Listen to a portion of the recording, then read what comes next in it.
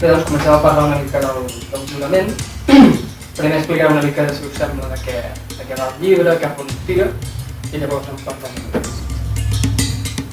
Bé, la història comença quan una parella, el Manel Jovany i la Pilar Tarrés, reben, per part d'un antic professor de la Pilar, un regal, i d'un quadre, no? Perquè la Pilar va estudiar Belles Arts i té molta amistat amb un antic professor, que és el Jeffrey, i li regala un quadre.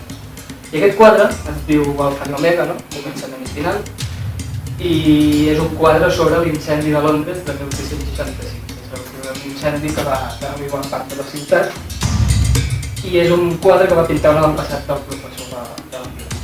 Tot i així començaran a veure que sota d'aquesta pintura se n'hi amaga una altra, no us diré d'aquí, tot i que n'acabarem parlant al final, no?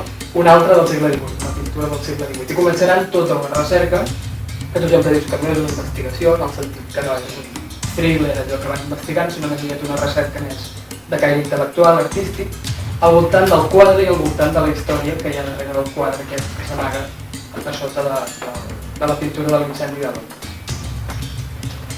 Llavors, la Sílvia en aquest llibre el que fa és combinar dues línies temporals, l'època actual, diguéssim, amb la Pilar i el Manel, que fan aquesta recerca a l'entorn del quadre, i el segle XVIII, o any XVII, que s'explica la història d'aquesta pintura.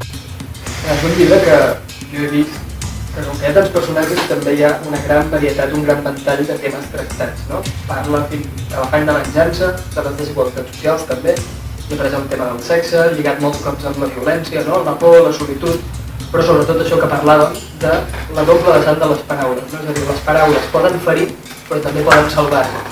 Que és el que li passa a la Catherine. De fet, m'agradaria llegir-vos altres citacions que jo em vaig agradar perquè em van agradar molt, no?